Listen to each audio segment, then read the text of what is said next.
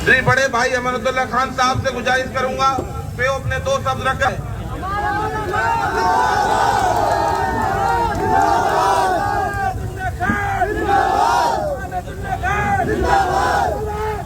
अस्सलाम वालेकुम, बिस्मिल्लाहिर्रहमानिर्रहीम, नहमदुहु व नुसल्ली अला रसूलिहिल करीम, अम्मा बाद। यहाँ मौजूद गाजियाबाद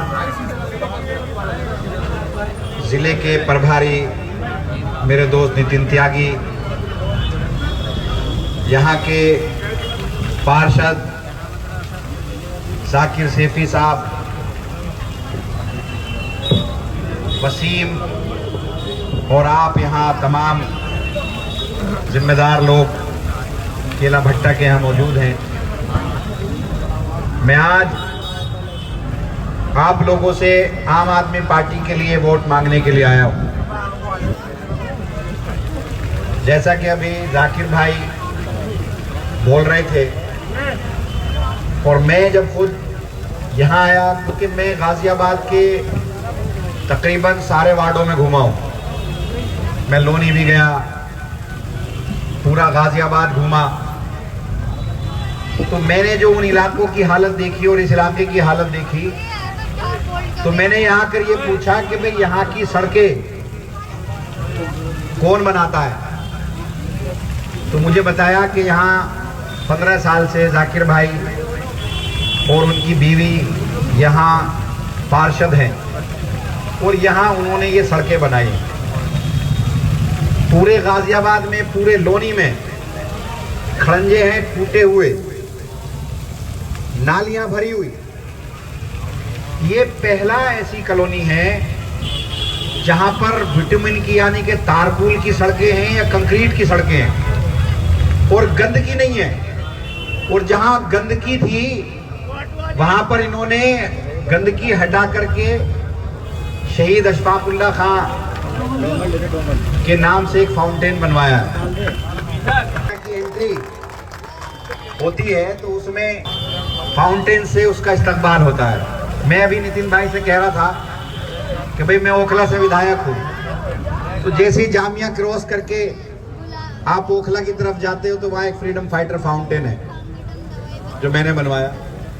एक उसके अलावा जब कालिंदी कुंज से आप नोएडा से कालिंदी कुंज एंटर करते हो तो वहाँ पर भी एक फ्रीडम फाइटर फाउंटेन है, वो भी हमने बनवाया। तो अगर कॉलोनी की एंट्री खूबसूरत होगी, अच्छी होगी, तो उससे आपकी पहचान पता लगेगी कि अच्छी है। और अगर यहाँ कूड़ा होगा, गंदगी होगी, तो उससे आपके बारे में लोग आने वाले अच्छा नहीं सोचते। तो मैंने महसूस किया कि हर खंबे पर यहाँ लाइट है। कोई खंबा मुझे ऐसा नहीं दिखा जिस पर लाइट ना हो। तो इस बात से अंदाजा लगाया जा सकता है कि यह आदमी ईमानदार है, तभी इतना काम किया। अगर जाकिर सेफी बेईमान होते तो ये काम ही नहीं करते। हमारी तो बेईमानी से होती है ना, ईमानदारी से तो होती नहीं, ईमानदारी से तो काम होता है। तो हमने दिल्ली में काम किया, अब हम उत्तर प्रदेश के अंदर आए। 8 साल हुए हमें वहां सरकार चलाते हुए। 8 साल बाद, 7 साल के बाद हमने पंजाब को जीता। 1 साल पंजाब को जीते हुआ हो गया। हमने दिल्ली जीता। 12 साल में 2012 यानी कि 11 साल में हमने राष्ट्रीय पार्टी का दर्जा प्राप्त किया, और वो सिर्फ इसलिए कि हमने काम किया। अब भाजपा पूरी ताकत के साथ लगी है कि किसी भी तरह से अरविंद केजरीवाल को और उनकी टीम को भ्रष्टाचारी घोषित करो, इन्हें बदनाम करो, जेल में डालो, मुकदमे करो। वो क्यों कर रही है कि उसको खतरा है, उससे डर है कि जिस तरह से आंधी दिल्ली के अंदर आई, पंजाब में आई, गुजरात में 13 से 14% वोट आए, कहीं ऐसा ना हो कि पूरे देश के लोग जागरूक हो जाएं और एजुकेशन मॉडल पर और हेल्थ मॉडल पर आम आदमी पार्टी की पूरे देश के अंदर सरकार बनवा दें। तो वो ईमानदारी से, हमारी ईमानदारी से डरा हुआ है और हम पर एक टैग पूरी भाजपा और तमाम एजेंसियां ये लगाने पर लगी हैं कि आम आदमी पार्टी भी बेईमान है हमारी तरह। ये अलग से नहीं है, लेकिन उनके टैग लगाने से हम बेईमान नहीं हो जाएंगे। 1 रुपये की बेईमानी आम आदमी पार्टी ने नहीं की। अगर आम आदमी पार्टी बेईमानी करती तो स्कूल नहीं बनाती, अस्पताल नहीं बनाते, बिजली फ्री नहीं देते, पानी फ्री नहीं देते, दवाइयां फ्री नहीं देते, मोहल्ला क्लिनिक नहीं खोलते, गलियों में सीवर की पानी, गलियों में सीवर की लाइन, सड़कें नहीं बनाते। अगर ये ईमानदार होते तो ये भी यही करके दिखाते। उत्तर प्रदेश में योगी जी की 7 साल से सरकार है, एक स्कूल नहीं बता सकते जो इन्होंने बनाया हो। तकरीबन 22 से 30 हजार स्कूल बंद कर दिए। एक फोटो नहीं दिखा सकते ये पूरे उत्तर प्रदेश में कि इन्होंने कोई एक स्कूल दिल्ली सरकार की तरह से बनाया हो। एक अस्पताल नहीं दिखा सकते कि जिन्होंने जो दिखा दें कि हाँ ये अस्पताल हमने बनवाया है। हमने काम किया, काम की बुनियाद पर आप लोगों से वोट मांग रहे हैं और कहीं ना कहीं शुरुआत तो आपको भी करनी पड़ेगी। जिस तरह से दिल्ली के लोगों ने आम आदमी पार्टी को चुना और आज हर एक आदमी सुकून में है। मैं खुद विधायक हूँ, मेरे 2 बच्चे हैं, एक बेटी है और एक बेटा है। मेरा बेटा ने 12th पास किया सरकारी स्कूल से। जब मैं विधायक बना था, विधायक बनने के 1 साल बाद मैंने अपने दोनों बच्चों का सरकारी स्कूल में दाखिला कराया। बेटी ने मेरी इस साल 10th किया है सरकारी स्कूल से और बेटे ने 12th किया है सरकारी स्कूल से। अब वो लॉ कर रहा है। तो सरकारी स्कूल को इस तरह बनाए हमने कि हमने अपने बच्चों को वहाँ पढ़ाया। कोई भी बाप अपने बच्चों का कैरियर खराब नहीं कर सकता, लेकिन आज दिल्ली के सरकारी स्कूल ऐसे हैं कि आज वहाँ हम अपने बच्चों को पढ़ा सकते हैं। आपको क्या मिला? नफरत, घर तोड़े गए, कारोबार बर्बाद किए गए, आपको तबाह किया गया। आप वोटर किसके हैं? समाजवादी के। बगैर किसी शर्त के आप उसको वोट देते हैं, मांगने नहीं आता, जब भी आप वोट देते हैं। पिछला विधानसभा का चुनाव हुआ, पिछली विधानसभा के चुनाव में आपने उत्तर प्रदेश के मुसलमानों ने 95% समाजवादी को वोट डाला। अब से पहले कभी ऐसे नहीं डाला था। उसने वोट मांगा नहीं तब भी दिया, किसी को स्टेज पर नहीं चढ़ने दिया तब भी दिया, किसी को प्रवक्ता नहीं बनाया तब भी दिया। आप मुख्यमंत्री भी नहीं बनने जा रहे थे, उसके बावजूद भी आपने उसको वोट दिया। बदले में आपको क्या मिला? भाजपा आपकी खुली दुश्मन बन गई। किस लिए दुश्मन है आपकी भाजपा? आप उसको वोट नहीं देते, समाजवादी पार्टी को वोट देते हैं। उसने दुश्मनी में क्या किया? आपके मकान तोड़ने शुरू किए, खुलेआम आपको गोलियां चलानी शुरू की, आपके कारोबार बंद कर दिए, CNRC में आपको डंडे मारे, गोलियां चलाई, आपको बंद कर दिया, मुकदमे दिए। कहीं भी आप सर उठाकर इज्जत से नहीं चल सकते। अपनी पहचान को छुपाने पर आप उत्तर प्रदेश में मजबूर हो गए। ये किस लिए हुआ? क्योंकि आपने समाजवादी को वोट दिया। अब समाजवादी का फर्ज क्या बनता था? अखिलेश यादव का फर्ज बनता था कि जिस आदमी की वजह से, जिसकी मोहब्बत में बीजेपी आपकी दुश्मन है, वो आपके साथ खड़ी होती है। लेकिन समाजवादी आज तक आपके साथ कहीं खड़ी नहीं। ये काम अगर यादव के साथ होता तो पूरी पार्टी को लेकर के वो यादव के साथ खड़ा हो जाता, सड़कों पर निकलता। आज 100 कुछ विधायक है समाजवादी पार्टी के, अगर ये सारे के सारे आप पर हो रहे जुल्म के खिलाफ सड़कों पर आ जाते तो आज आपके उत्तर कोई आपको गोलियां नहीं मारता, कोई आपको जलील नहीं करता, कोई आपको गोश्त काटने पर पाबंदी नहीं लगाता। अरे आपके आईन ने, आपके कानून ने, आपके संविधान ने आपको नमाज पढ़ने की इजाजत दी है, आपको खाना खाने की इजाजत दी है, आप अपनी मर्जी से धर्म को अपना सकते हैं, अपनी मर्जी से खा सकते हैं। तो फिर ये कौन होते हैं आपको पाबंदी लगाने वाले? ये इसलिए आप पर पाबंदी लगा रहे हैं, ये जानते हैं कि आप जिसके साथ खड़े हो वो आपका साथ नहीं देगा, और आपके साथ जो भी ये कर ले कोई आपके साथ निकल कर नहीं आएगा। क्योंकि वो भी जानता है, अखिलेश यादव इसलिए आपके लिए नहीं निकलता, मायावती इसलिए आपके नहीं निकलती, क्योंकि वो जानते हैं कि बीजेपी की मुखालफत में आप हर हालत में उसी को वोट देंगे। अगर उसे ये पता लग जाए कि आपकी आवाज अगर नहीं उठाई तो उसको वोट नहीं देंगे, आप अगर पूरे मैसेज उसको दे दें तो अगली बार से आप पर हो रहे जुल्म पे हर कोई बोलेगा।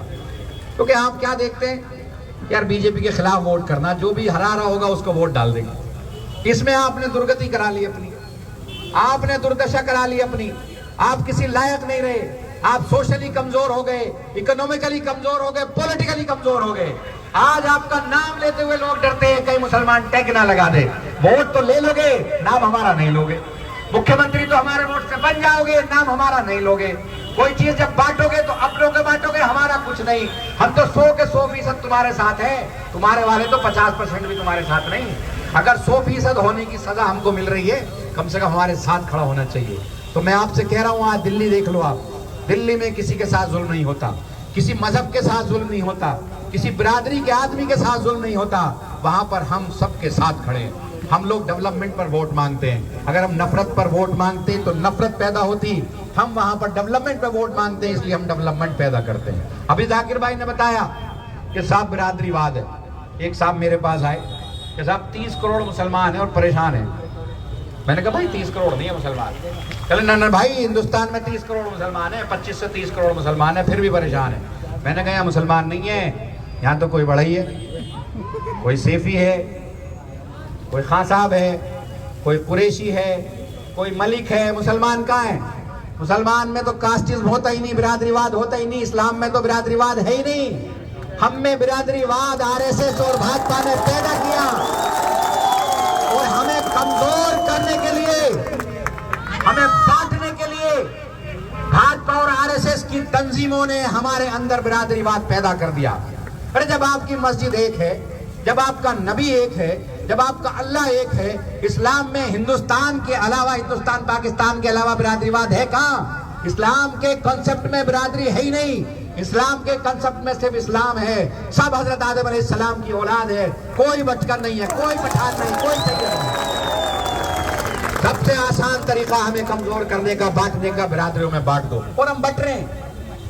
एक मस्जिद में नमाज पढ़ते हैं, एक ईदगाह में नमाज पढ़ते हैं, एक जगह सजदा करते हैं, उसके बावजूद भी हम बिरादरियों में बट दे।